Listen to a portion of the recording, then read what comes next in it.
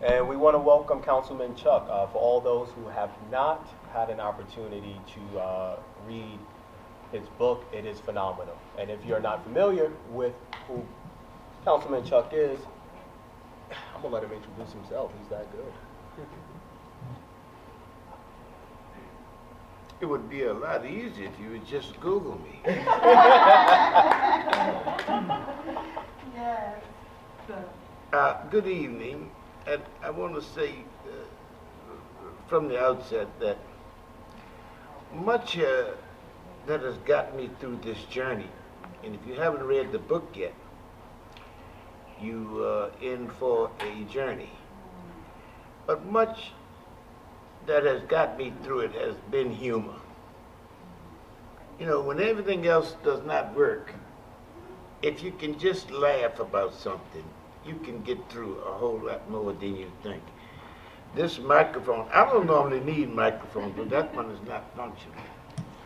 But anyway, I have to say that between the powers in the universe, God, and my mother, I don't know whether I would have made this journey.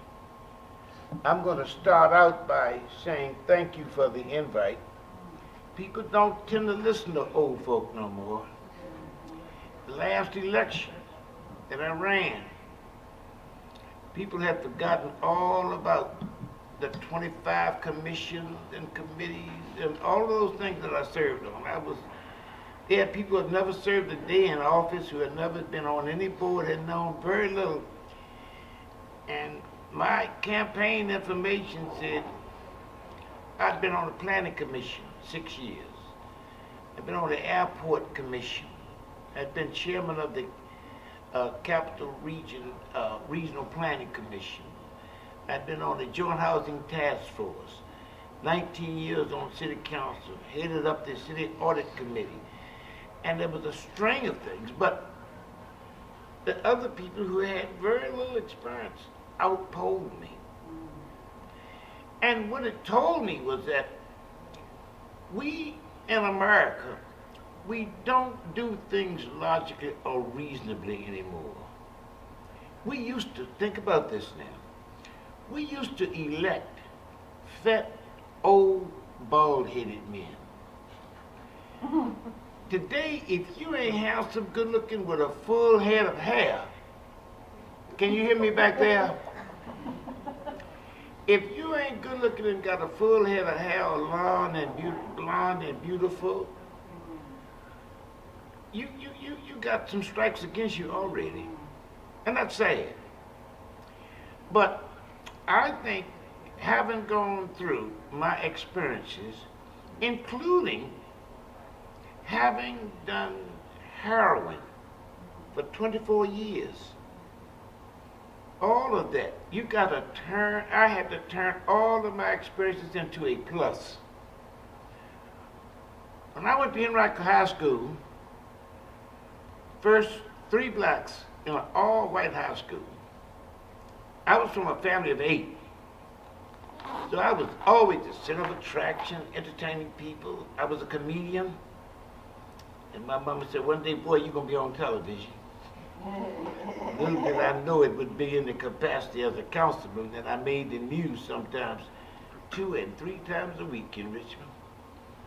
A man came to do a story on me in Times Dispatch, Times Dispatch. And he said, Mr. Richardson, in 1985, when I came to Richmond, you was bigger than the city.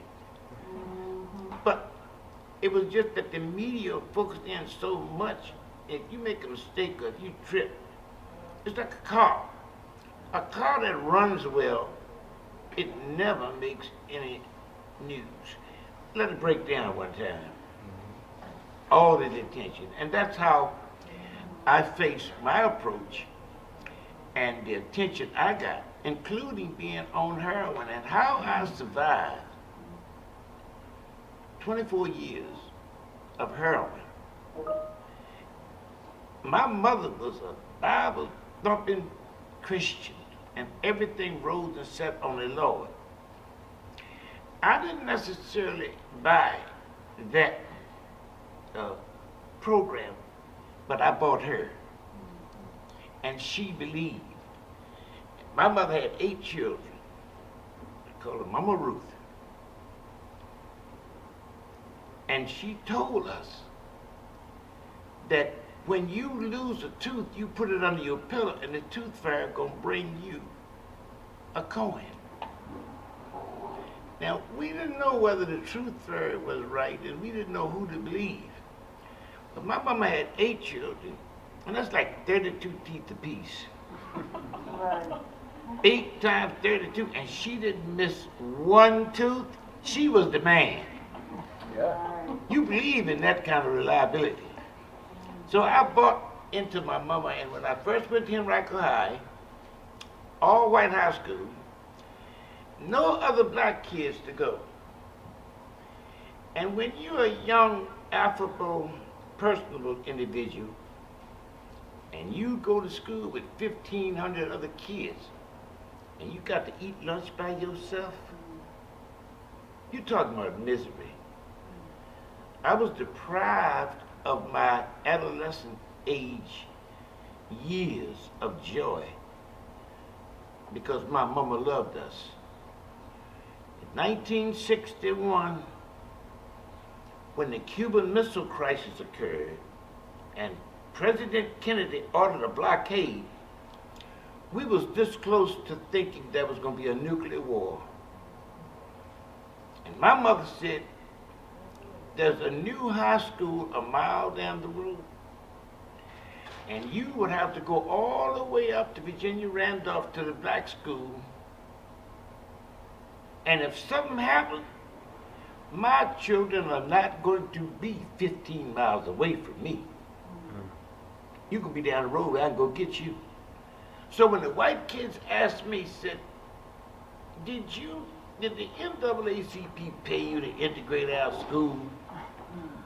I said, no, love brought me here. My mama loved us. And it's just like Rosa Parks. Necessity is the mother of invention. My mama, it was necessary for her children to be close to her. Rosa Parks was tired. All of the movement that started was because somebody just said enough is enough. And my mother's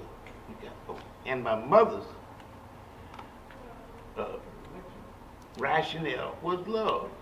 She wasn't going to trust us to get 15 miles from Virginia Randolph home if something happened. Henrico High School, if there was a time, and I'll just tell you now, about drug abuse. Because when I went to Henrico, I was a track star. I ran cross country. I wouldn't touch beer. Marijuana was out of the question. I was what you call in those days a country bumpkin. I was a hit. I didn't do anything wrong. My mother made us do what was right. So, What are you saying here? A Square Jones? huh? You said a Square Jones in the A book? Square Jones. Uh-huh. A country bumpkin, a Square Jones. You know, a guy who didn't know anything. So, when I went to Henrico, and the kids called me, I thought I had a new name, yo. You know that. But they burnt my locker one time. They squirted lighter fluid in the vents of my locker. And I put all the names in the book. I didn't hold back anything. And I put it in the book, so I made it. This fellow named Jimmy Atkinson, he squirted the lighter fluid in. And you know, these people that I call, some of them might be your uncles or aunts or parents or friends or relatives that you know. I mean, I'm not just talking about white folk. Well, now I am, because one of those black folk at Henrico. You might know somebody. But Jimmy Atkinson had set my locker on fire. And I ran in, and everybody said, Henry, you better get into the locker room. You might be interested in what's going on. I ran in, and we had combination locks to our locker. So when I ran in and redid the locker to get the combination, I pulled the books out and everything was afire. My fingertips were burning. My track shoes, my lunch, my books, my gym shorts was on fire because the light was really hitting. I looked up to Jimmy and he was smiling and bragging. He was proud because he had been showing off for his friends. I said, Jimmy, why did you do that to me? And y'all excuse my language, but he said, because you're a nigger and you don't belong here. And I was just wondering, you know, where did that hate come from when my mother told me how much you need to love people that would do you harm? I said, I don't know him. I don't look that much different from him. But some of them didn't even know I was black. So I said, what is different about me? What makes me less? And that has confounded me all the way up until this morning. I still don't know. But it's there. The trials across this country with white people killing black folk for no reason is still here. I'm not giving up hope. I am hopeful, but it's still here. So when he said that, I looked around the room, and most of the guys were laughing because what he had done was to seek approval, affirmation from his buddies that he was a leader. He opposed integration. And he was strong enough to call me a name. Well, no sense of me thinking about fighting, because, I mean, you know, you got 35 guys in the locker room laughing at you, and you gonna punch all of them out? I was a bad little kid, but I wasn't no fool. So I went home, sat down at the kitchen table, and I told my mama, and she said, Chuck, God made you special. He knows you can handle this. He knows that you like to make people laugh. He knows that you can tolerate stuff and make things work or don't work. He knows you can do this, so you cannot complain. Because if you complain, you're going to prove them right that you are different and that you don't belong here. And if you tell the other kids this, it's going to frighten them and they're not going to want to come next year. So you got to put on a face, even though it's miserable. You got to dismiss that. And you got to be strong because God picked you. She said, God helps those who are willing to follow his word. And if you love those who will do you harm, it's going to come back to help you. I said, Mama, he said, that's what Jesus said. I said, Mama, Jesus ain't met some of them people up at Henrico High. She said, you go ahead on the list of your mama. I went into my closet, got my basketball, dribbled on down to the playground where the black boys welcomed me with open arms. They called me Elvis and Johnny Cash, you know, because I looked white. But they did it, and it was a loving reception. And I said, well, I wanted somewhere. Yeah. But I went through 3 years. The last year I was more accepted because I had done some things. But when I went to Henrico, Vietnam, I was drafted into the Marine Corps. And I can recall being about a 7 or 8 year old kid, and I was watching a program. Television had just come out. I'm old, ain't it? Television had just come out, and it was a program about the heroin epidemic in Harlem. And I can remember I was about this high from my father's elbow, and I looked up and I said, Daddy, what is an epidemic? He said, people have to get a needle every day. And when he told me that, I remembered that distinctly. And I said, I'm never going to do something that's going to cause me to have a needle every day. When I got to Vietnam, the guys said, look, Chuck, they were doing heroin. Some of the black guys were drinking liquor. But everyone had something, because you don't walk in headlong toward bullets and act like you ain't scared. most of us, including myself and most people in America and in these rooms, we don't just decide to be alcoholics. We don't just decide to be addicts. There was a reason all of us seek a reason to change our mood, change our feelings. Something is wrong. Usually it's pain. I was scared, and it was painful thinking that you're going to go out into them jungles with an M60 machine gun, and you might die any day. I needed something to assuage that fear and pain that haunted me every minute I walked off that hill. See, because some guys went to Vietnam and won't nothing really happen up on the hill. You behind concertina wire, you got people on watch, you got guns and tanks and artillery to protect you. But when you leave that hill and go out into what we call the bush, your life was on the line every minute. So when you walk down that pathway, you want to do something to assuage that pain, to ward off that fear. And most Americans, whatever you say, very few of us do drugs and alcohol and prescription pills. We don't just decide we're going to have fun. Usually it's because something is hurting us. And usually when we hurt other people. We take it out on the people we love the most. Because hurt people hurt people. None of us come to understand that because we're such a punitive lot of people. We always want to beat up on somebody that made a mistake. Somebody asked me before I finished the book, was if you had somebody in your family who was on drugs, what would you do? I said, because they had been used to beating up on them, criticizing them, telling them, you got to stop stealing all my goods, you got to stop taking me money, you got to stop losing your job, you got to stop lying to people. What's wrong with you? When you going to straighten up? Blam, blam, blam, ad, and nauseum. I said, well, that's normally the approach people would take when somebody in your family that you love can't stop hiding or running from their pain.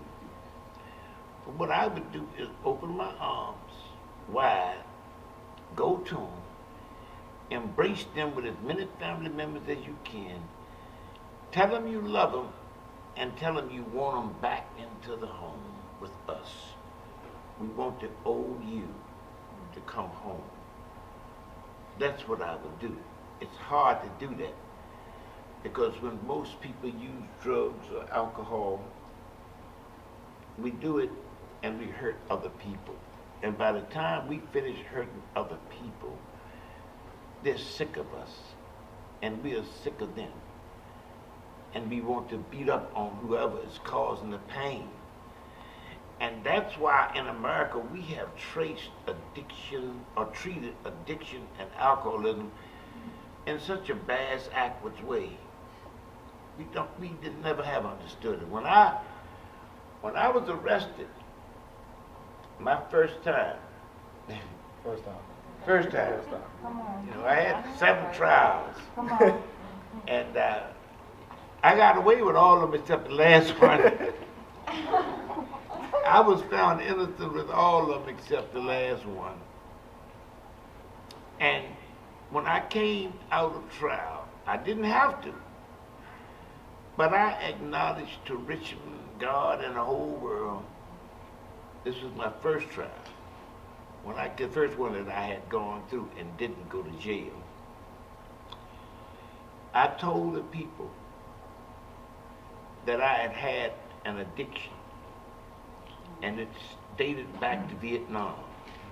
Blind or black or anything else, you got a handicap or you got a disability and people shun you, they look down on you for no justifiable reason. It's shameful when they name the streets after us. They said the first 5 black members of council got a street named Talk after to us about that run, the run to council. the first run for city council? Yeah. I thought you were going to interview me. You started talking. We all listening now. Well, y'all got to. I can't do all this by myself. Don't talk man. to us about that. I'll roll Which some one in do there. you want? We want the first run to council. The first run for city council. Nobody knew I had been on drugs. I was on drugs for 10 years serving city council and nobody ever knew it. I had to get up every morning, put on a suit and tie and get clean.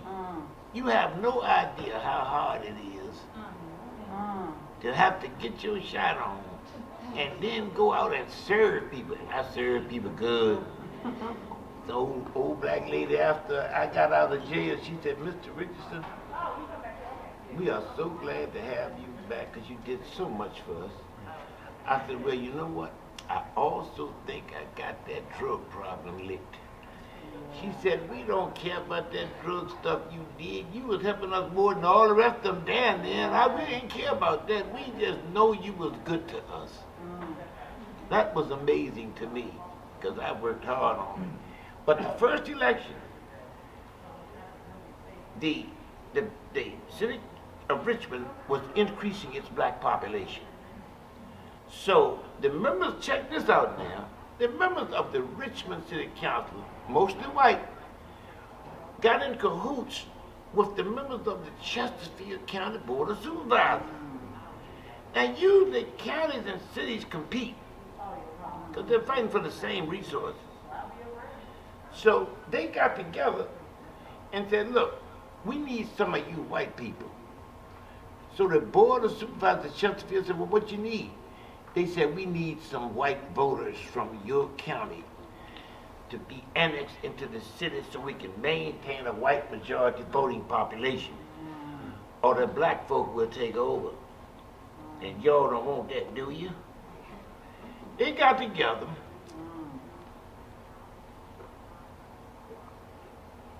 and annexed 23 square miles of Chesterfield County, mostly white people, and got a majority of white voters. They got sued and carried before the United States Supreme Court, and ultimately they won and said, your annexation was racially motivated, and it violated the 1965 Voting Rights Act. So you got to fix it. They made them go back, and they had a choice to either de-annex and give that land back, or to divide the city up into 9 equal parts so that no matter what part of the city you lived in, you could get elected. Heretofore, all of the same people from the same wealthy districts were elected because the first 9 highest vote getters get elected. But after they had to split the district up, there were 4 districts that were solidly black voters. And there were 4 districts that were solidly white voters. And guess what district I had to run in? The swing district that could have gone one way or the other. I won the first election by 8 votes. 8 votes. Wow. And back then, it was the city council that elected the mayor. So if you had 5 white people, it was going to be a white mayor. If you had 5 black people, it was going to be a black mayor. And you have no idea the polarization, the fight. You could feel it in the air. You know, the teams of progress, which were a white organization, was saying you've got to elect, vote for your candidate. And they were out struggling. It was a horrific fight. But we won, and that was when the Black Council voted to elect Henry Marsh as the first black mayor of Richmond. That was before many of your time. It was 1977, which was 44, 45 years ago. And I got off after 19 years of service. And the hardest part of all the things I did, I mean, I put in a Martin Luther King holiday. I had the 30% minority utilization plan, which was which was we had a population back then of about 53% black.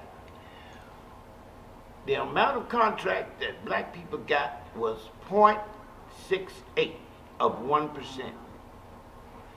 So I put in a paper saying that 30% of all city contracts had to go to black folk.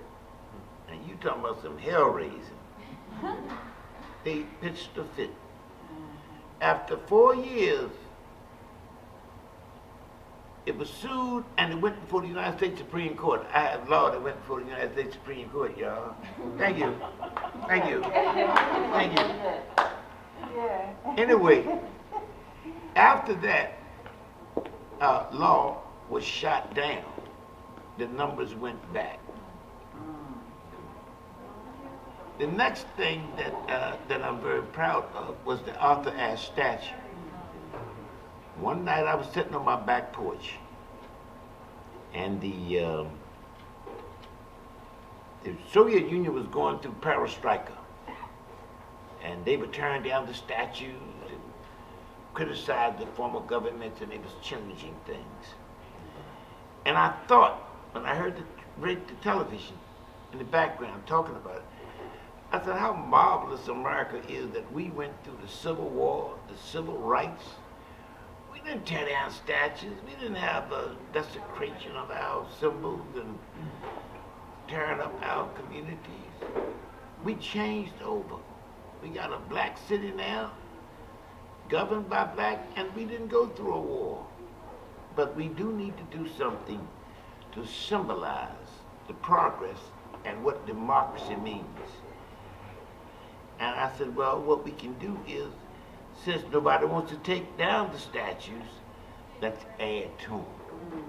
And I suggested on September the 9th, 1991, I put in a resolution that we put civil rights statues on Monument Avenue to add to the Confederate generals. Nobody would speak with me. The other black members of council would vote with me, but they wouldn't articulate their feelings because they thought it was too dangerous. But I kind of figured like I had almost given my life for this country in Vietnam. What did I have to lose? All this is borrowed time. Because there was 3 or 4 occasions when I was not supposed to come back home. That's what I started using drugs from on regress back to that moment I was getting ready to tell you when I started. I said, no, my dad had told me that if you start messing with heroin, you're going to have to use a needle every day. And you know when you're a 7, 8, 9, 10-year-old child, the scariest thing in the world is to get a needle. I concluded at that moment, looking up at my daddy, I ain't going to never do nothing that's going to cause me to use a needle every day. Lo and behold, by the age of 23, I was putting a needle in my arm every day with joy. I go to the hospital now and people can't find no vein to take my blood. Like, give me that needle. What you doing? But I'm not going to lie and I tell the children, the reason people continue to do drugs or alcohol is because of the feeling it gives them. You know, you're not going to do something to make you feel bad, but it does make you feel good. But the consequences are so devastating. You know, at the sufferance of my modesty, I will tell you all that I could have probably been a United States senator, maybe governor. Doug Wilder and Tim Kaine ain't got nothing on me. I could have talked all both of them. I mean, I was good at what I did, but I used drugs, and it took most of my life's potential away. That's why I come to believe in an almighty power, because there is no way I could have been an accident. I survived all that racism at Henrico High, all the bullets in Vietnam, all of the dope needles in Richmond, all of the AIDS viruses, all of the rotten and wrong, bad sexual enterprises that I was involved with. and not get a fatal disease. All of the threats that came after me when I was trying to justify racism or illegal problems on city council, there was no way you can accidentally get through that kind of stuff. So I said, I don't know where he is, but there's a God somewhere out there. You don't believe in him yet. You try to make it through these things without his help. So, Councilman Richardson, is this book an autobiography of your life? Not exactly, because what I do is I take episodes of events from Henrico High to going to jail for not talking, all the way up to getting out of jail. There are certain episodes having to do with, is that mine? Yes, sir. Oh, you would be calling me like this thing. Anyway, there are certain episodes, it's not exactly a autobiography because there is no timeline. Like I did this when I was 10 and then this when I was 11 and then 12. And it's like, this is an episode called Who Was I Fooling? That was when my daddy told me, look man, everybody know you're doing drugs, so fess up and come on. And everybody else was placating me. People pleasers, enablers, you know. And there's a chapter here called The Uprush and Downfalls of Heroin Use. So is there any takeaways that people of my generation who's not really familiar with your body of work? You can get it anywhere. You Okay. can buy it at Barnes and Noble. You can get it off of Amazon. You can get it at Target. You can get it at my house. Okay. Come by and I'll sign a copy. What do you want people to learn? $23 after reading though. Huh? What do you want people to learn after reading this book? I think if there was one overriding message to my book, is that no matter how bad things get, don't give up. Just hang in there. And if you are well-intended, if you have a good heart, if you're not a trickster and trying to play games and want to fool and lie and do something wrong, if you're well-intended, you just hang in there long enough. Something good gonna come to you. I just never give up. Okay. I know that I had incidents where you you hit bottom. And when you hit bottom, you know, you just think the world is against you and you have no reason to live. And then you find out that the bottom got a trap door. Come on. You can go even lower. In the next question. I'm actually going to give it to the audience. Anybody has any questions so far? Is it an indie book? Did you self-publish it? This is what? Did you self-publish it, or did you? Well, my little brother Marty helped me with this book. But I went through it, and there are things like One Man's Treasure. Another one is it worth it? And that was a lesson I learned. Is it worth it? When Jimmy Atkinson burnt my locker, and I went to the principal and complained, he asked me, he said, Henry, that was my real name. He said, Henry, do you think it's time or is it worth it? And I said, what is this white man talking about? Is it time or is it worth it? I didn't understand the question, but what he was saying was, is it time for me to correct this boy and bring him in and chastise him and punish him? Or is you integrating Henrico High School worth the trouble you got to face? I didn't realize what he was saying until 25, 30 years later. I realized the question he was asking.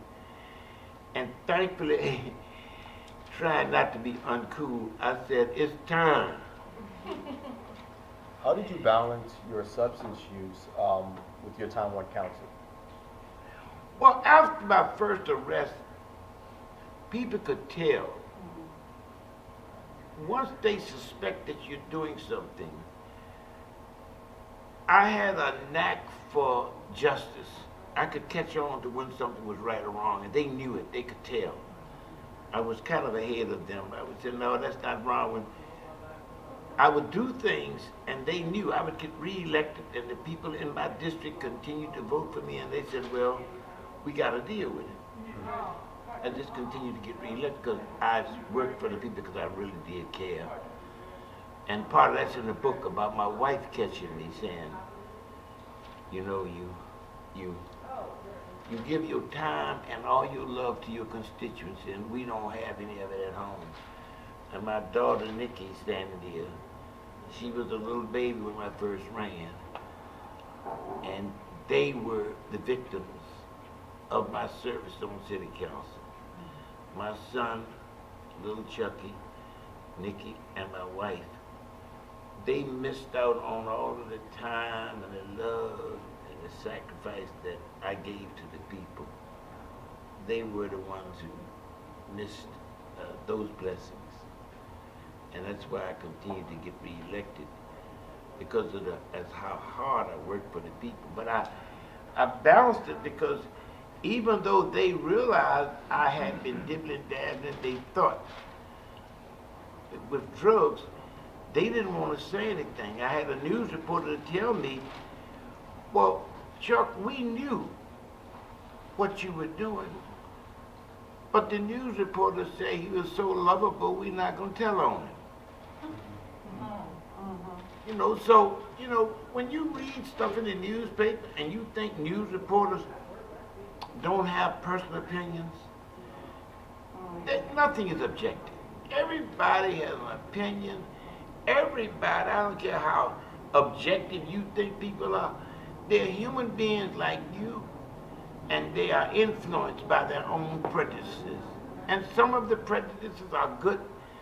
Some of them help to balance out things that are bad. But those news reporters writing stories right now, this country is so beset by bull. Some of the things on social media, some of the lies people tell, some of the stories, I've never seen a country that is divided and so confused and misguided as America is today. You can't convince people that read certain things that they're not right. And it's useless sometimes to try to argue. My grandson told me, Papa, I'm not taking the vaccination. I said, why? My friend had a baby who mama had taken the vaccination and came out with spots all over. Well, that's a real smart reason not to take the vaccination. He said, there's nothing you can tell me to say to me to convince me that I'm not right. You can't argue with that mentality. It's useless. You think that played a part in your run in 2019? No, 2019 I ran because the law was broken. I knew this guy, Angelesto, Parker Angelesto. I like Parker, he's a good counselor. But he broke the law. Yes, he did. He broke a law that if I had done it in my day, I would have been off council fast. Wouldn't even been no question. They would have brought the National Guard tanks in to keep me from sitting on that seat. But he did it, and they weren't willing to stand up and say anything. I said, look, change the law. Make it all right for you not to have to live in your district, but don't just disregard the law. That leaves all of us up to deciding if we're not going to do something. We just ignore the law. And you start opening that door, and, you know, it's no telling where it ends. If I had told them, look, I'm shooting dope, and I think it ought to be illegal, so I ain't gonna apply for that law. Y'all leave me alone. That's what it amounts to. Every one of us decide against the law we don't want to follow, and boom, there goes democracy. I am probably one of the most fortunate, one of the most blessed, one of the most luckiest men. What did that baseball player say? The luckiest man on the face of the earth. People have given me so much love. I go out in the street and people just open their arms, handshakes, warm embraces. In spite of all the stuff I did, I can walk down Richmond Street and say that whatever I did, something must have been right about it because people don't love you for nothing. And I get it most places I go. Anybody have any questions? You got something, John? Well, you mentioned recovery, Uh-huh. and I'm thinking, you know, recovery is a beautiful journey, and perhaps as a public figure and somebody that is familiar with recovery, how do we get more people engaged in recovery I have as a society? When I was arrested, most of my time was spent doing interventions. Everybody thought that since I was so famous and so popular, that I could save their sister, their brother, their aunt, their uncle. I was getting calls all over the city. You know, they thought that nobody else could do it. He can do it, you know. But they didn't know how difficult it is. Deciding not to do drugs or alcohol anymore is a monumental decision, and it's an inside job. If you don't decide and make your best effort to do it yourself, there is nobody else that can convince you to do it. Because drugs and alcohol, it doesn't set out to take your house or your car. It doesn't set out to take your family members or your dreams, your hopes, all your earnings, your bank account. It wants your life. It wants to take your dignity. It wants to take your reason for living, your existence. It is powerful, cunning, and baffling. And, you know, if somebody asked me, what is the greatest achievement in my life? Arthur Ashe statue on Monument Avenue, 30% set aside to went before the Supreme Court, Martin Luther King holiday, changing the name of the mosque, having a street named after me. The greatest miracle, or greatest achievement is not an achievement, it's a miracle, and that is that I survived heroin use. That's the biggest miracle of my life, and I try to use that as an example every day to tell somebody else,